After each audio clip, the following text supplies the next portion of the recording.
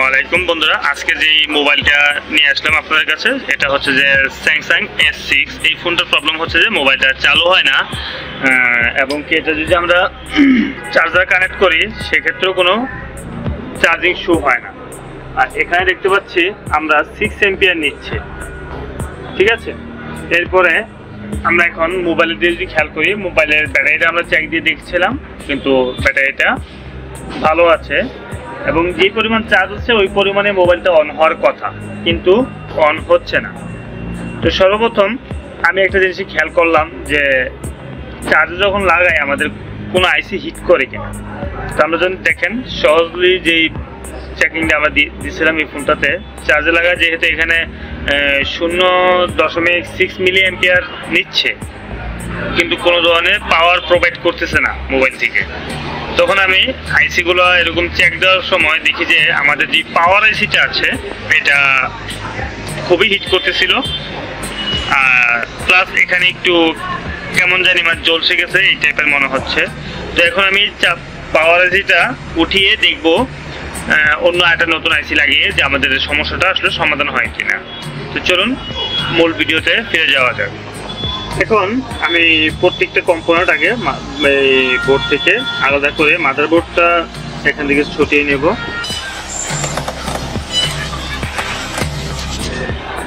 তো আমি যতটুকু নিশ্চিত যে এটা আসলে পাওয়ার আইসি দিকে সমস্যা, তো এই ফোনটা পাওয়ার আইসিটা চেঞ্জ করে দিলেই 99% শিওর যে এই ফোনটা অন হবে। কারণ পাওয়ার আইসিটা যখন চার্জার কানেক্ট করতেছে প্রচণ্ড পরিমাণে হিট করতেছিল। আমি যদি একটু আপনাদের কাছ থেকে একটু দেখাই, আমাদের আইসিটা যদি ভালো করে খেয়াল করি দেখেন একটু কেমন জ্বলসে গেছে এই টাইপের মনে হচ্ছে। এখন এটা আমরা রিমুভ উঠাবো এই আইসিটা।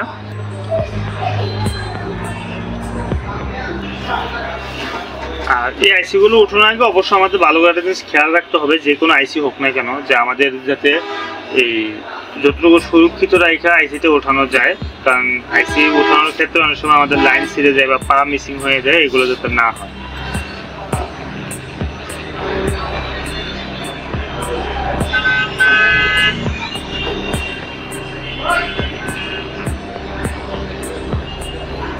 দেখেন কি স্মুথ ভাবে আমরা লাইনটা উঠিয়ে নিয়েছি।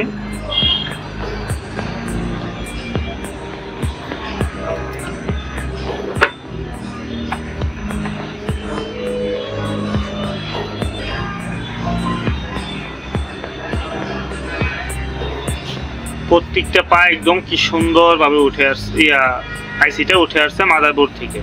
এখন আমরা আরেকটা আইসি এখানে লাগিয়ে নিব, ঠিক এখানে যেই মডেলটা ব্যবহার করা হয়েছে আইসিটা যেই মডেলের, ওই মডেলের আইসিটা একটা বসিয়ে নিব এখানে আমি। তো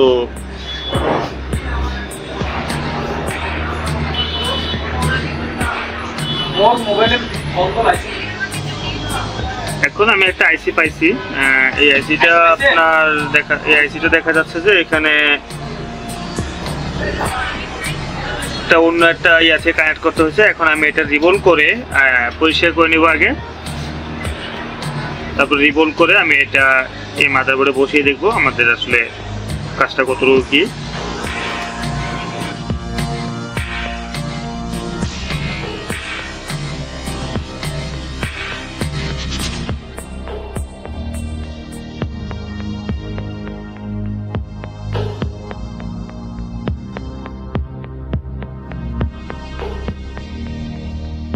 রিবোলিং প্লেটের ভিতরে আমি বসিয়ে নিয়েছি। এখন আইসিটা সুন্দরভাবে আমি রিবোল করব, যে রিবোল করে এরপর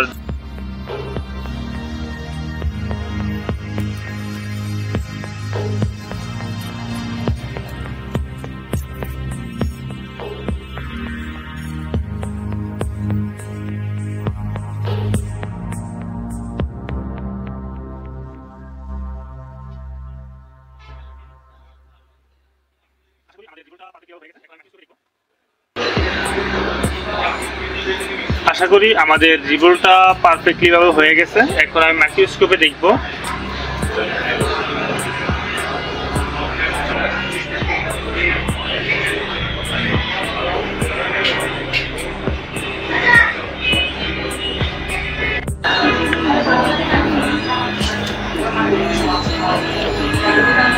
আমি আমাদের যে আইসিটা ছিল এখানে, এটা আরেকটা আইসি এখানে বসিয়ে নিলাম, রিভোল করে সুন্দর করে এখানে বসিয়ে নিলাম।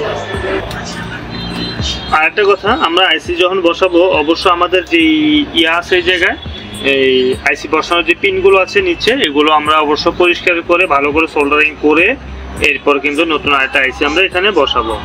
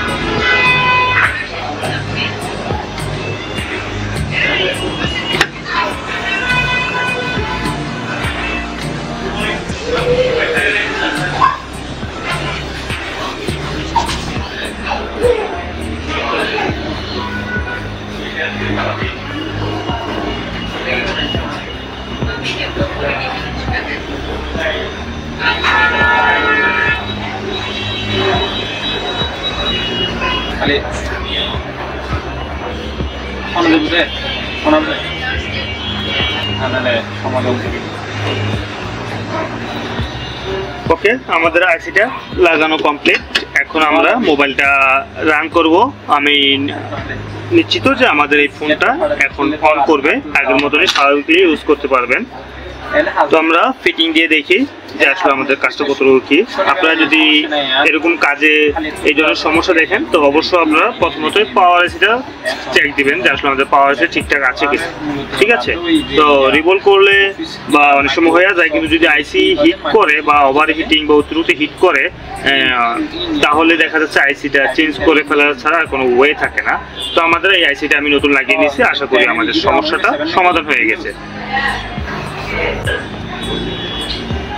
এখন আমরা আগে একটু ওয়াশ করে নিই হালকা, যেহেতু এগুলোর কাজ করা হয়েছে।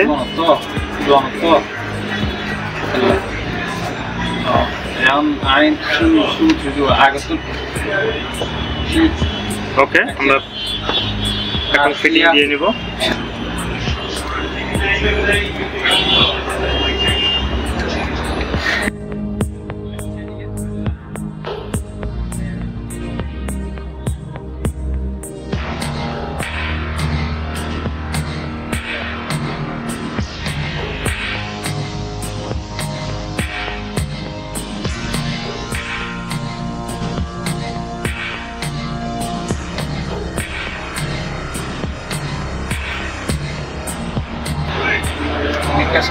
ওকে বন্ধুরা, আমরা দেখতে পেলাম যে আমাদের ফোনটা হয়ে গেছে। এখন আমরা মোবাইলটা ফিটিং করে নেব।